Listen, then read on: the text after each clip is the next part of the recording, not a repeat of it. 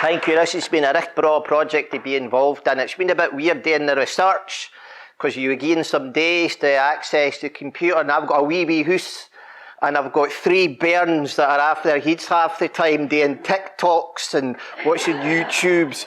So there I was sitting in the corner, and I'll be doing, get off the screens, get off the screens. And they would go, hypocrite, you're on your screen, Dad. Right, that's different. I'm researching a story.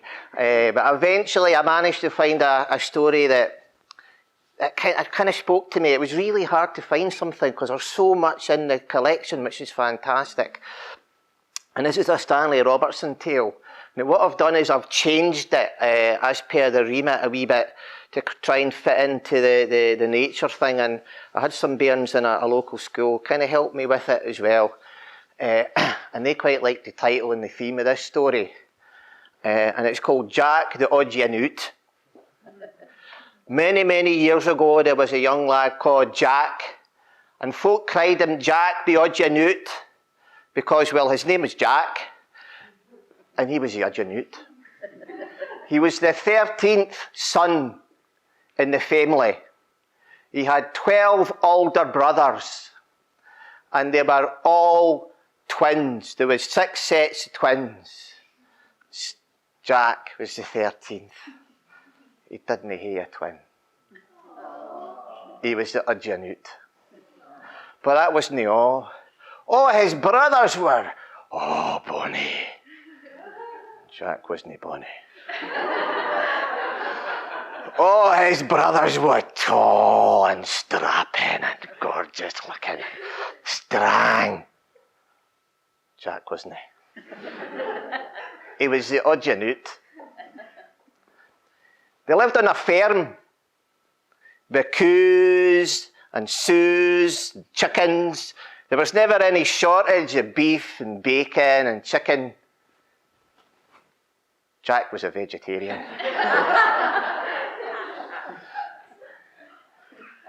He was the Odd-You-Newt. And there was a lot of work to be doing on the farm, building dikes, ploughing, looking after the beasts. And because Jack was so wee, unlike his brothers, he was a skinny malinky. I mean, his shanks were like wee sticks and his arms were like twigs. And his mother was worried about him hurting himself out in the farm. So instead of going out with his brothers and doing all the manly stuff, in those days it was manly, he stayed in the kitchen, helping his mother make the pieces, the sandwiches, because he became the family's piece laddie. The laddie who would carry the pieces. His mother reckoned he could do that. And so he was on his way and he loved his brothers, but I felt the Odd-You-Newt. He would carry the pieces and he would bring with him a nice jug of ale. And there he would sit with his brothers and they would eat together the pieces and drink some of the ale. But he would keep some of the ale left over. And on his way home, as often as he could, he wouldn't gang straight home. He would gang the long way. Now the long way home took him out of the kingdom, across the border, into what was called Nobody's Land. It was called Nobody's Land because nobody lived there. And nobody owned it. And nobody ruled it. It was a piece of land between his kingdom that he bade in and the other kingdom on the other side. There had been a terrible war, you see. And after the war had finished, this was like nobody's land, no man's land. And so nobody for either kingdom would go in, and it had been left like that for hundreds of years. And that's partly why Jack loved it. Because he would gang into nobody's land. And he would walk through the meadows. Now, folk used to call the meadows the empty fields. But for Jack, he couldn't see why folk were calling it the empty fields. For these fields were the fullest fields he'd e'er seen in his life, full of wild flowers buzzing in the air. They were full of life, puddocks croaking, craws making a chorus above his head. The empty fields he thought of were the fields back in the ferns when there was none of this life. And then he'll gang into the wood. Folk called it the neglected wood. But it seemed the least neglected place he'd ever been in. It was an old wood, because in nobody's land nobody had been in it, well, apart from Jack. And all the trees, he loved the trees, and he never felt the odding out in the wood. Because as he walked through the wood, he realised there was no such thing as a typical tree. Because this wasn't the type of wood that's planted by somebody.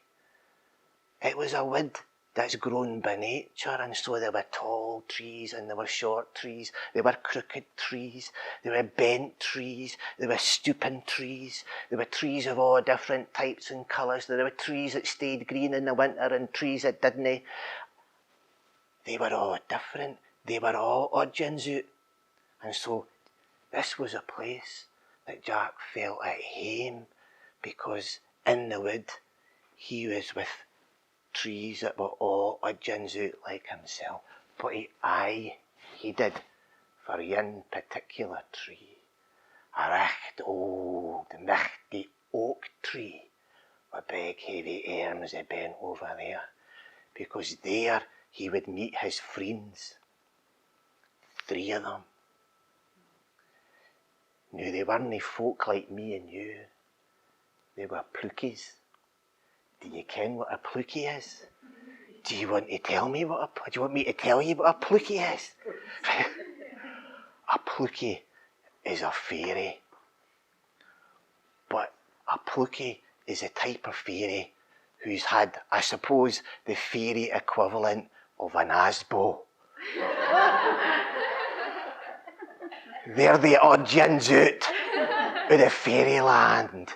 They're not allowed down with all the other fairies, and they're in exile, and these 3 plookies had to sit under the bough of this oak tree because they weren't allowed down with all the other fairies. And if you can imagine, Jack felt an affinity to these plookies, and these plookies liked to have a wee drink every now and then, which is why Jack would bring this extra wee bit of ale that was supposed to be for his brothers, but were for the plookies. And there he would pour it out, and they would drink. Oh, they had right good blether, so they did. And he kent so much about the wood. And the fairies, even plookies, never take anything without giving something in return. And so he would get wild strawberries and blueberries and raspberries and brambles, but he would also get information for his ale. They tell him loads of things. They tell him, even though the willow warbler and the chiff-chaff, they look the same. If you listen carefully, you can identify them by their different sang. He learnt that folk are different in ways you didn't expect. The dandelion and the buttercup are both beautiful yellow flowers, but one will heal you and one will kill you. Which one's which? You've got to ken. Why does the blackbird stand like a statue sometimes? It's because it's listening. It can hear the worm under the ground moving. Oh, he loved all this blether. It was great. But every now and then he realised he had to gang home and on his way. And of course, he never tell anybody that he'd been to nobody's land, because it was his secret. And you weren't supposed to go to nobody's land, because it was nobody's land. But one day on his way back, his mother was standing on the doorstep of the house, looking fair anxious. Next to her was a colonel and some soldiers for the king's army. "Oh no, Jack," she says, "there's going to be a war. It's terrible. Your brothers are going to have to go into the army and fight the other kingdom's army." Gold had been discovered in the meadows. And so now the king of this kingdom had decided it was time that he wanted nobody's land to be part of his kingdom. And now he needed an army to do that. And of course, Jack's older brothers were going to be soldiers, whether they wanted to be soldiers or not. They were strong and they were tall and they were perfect looking for soldiers. And the king wanted a magnificent procession afore the war started. And wee Jack, he was worried about his brothers and he says, can I join too? And the colonel looked at wee Jack and said, look at you wee scrawny wee thing, there's no way you're going to qualify to be in the king's army. Maybe you can be a mascot or something, but you can't be a soldier. Well, didn't he want to be a mascot? That's a Doug's job. He was dodging out again, but then he thought to himself, well, at home I work in the kitchen and I'm the peace boy, maybe I can do something like... Perfect, says the colonel. You can't wear the king's colours and disgrace the army by doing so, but what you can do is you can go to the kitchen, the field kitchen, and you can work as the cook's assistant. Aye, all right then. Well, at least he was helping out in some way. Well, the big procession took place and the field kitchen was set up on the edge of the wood. Now Jack was too busy to notice the three plookies that were sitting under the tree and they were trying to get his attention, but of course Jack couldn't see him because what he was doing was helping to make the soup and he was helping to prepare the tatties and he was helping to do the bread for all the pieces. And so he just couldn't see them. And the three plookies, and then the plookies saw it. A big bottle of whiskey. And a big bottle of rum. And a big bottle of brandy. Jack was too busy, but there was the cook busy. Now, let me tell you, he wasn't a nice man, as you will find out. But they didn't care. Excuse me, kind sir, said the first plookie who liked whiskey. I've got a richt drouth in my thrapple. Oh, my thrapple feels like a dry stain in a desert. Would there be any chance at all just getting a wee dram of that lovely golden looking Uskaba whiskey? Cook just looked at him with disdain and says, gang awa, you wee plookie, afore the sharp end of my foot touches your bahookie. The plookie was fair offended and realised he had to leave, but as he left, he stopped and he whispered. He cursed the soup.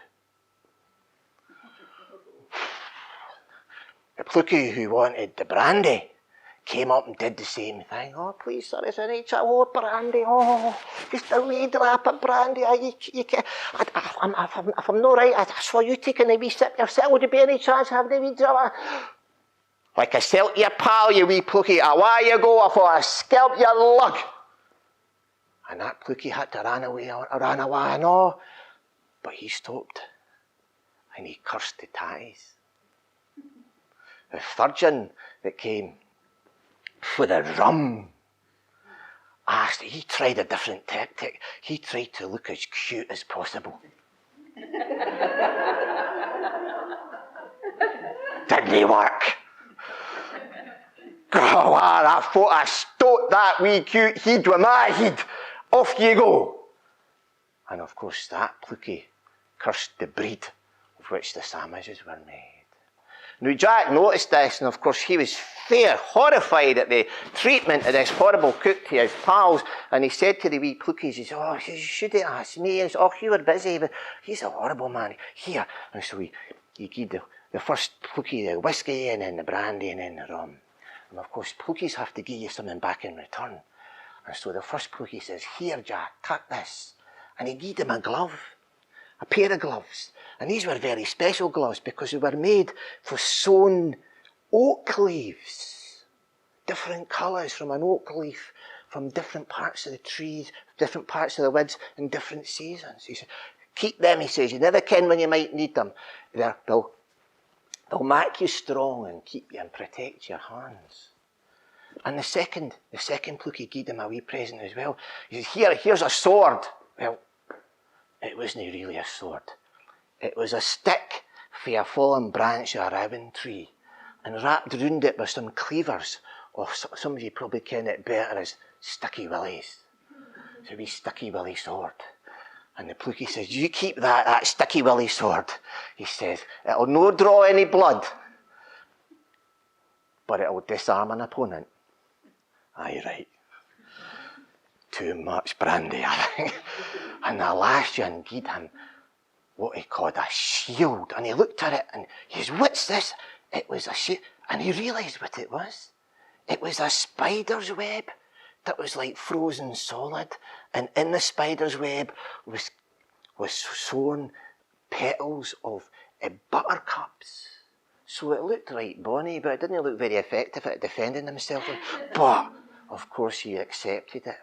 Just at that point, there was the marching going on, and the army was coming back, and the procession had taken place, and the king was fair proudy, his army looking all shiny buttons and heavy swords and all that. Oh, he's going to win this battle. But before he's going to win this battle, his soldiers are going to have a nice feast, because the soldiers march and fight on their stomachs, don't they? So they had a good feast, and the king, of course, had his royal banquet. Right, lads, it's now time to take over the nabody's land, so it'll be our land. Whoever wins this land, whatever army wins this land, will win it for the kingdom.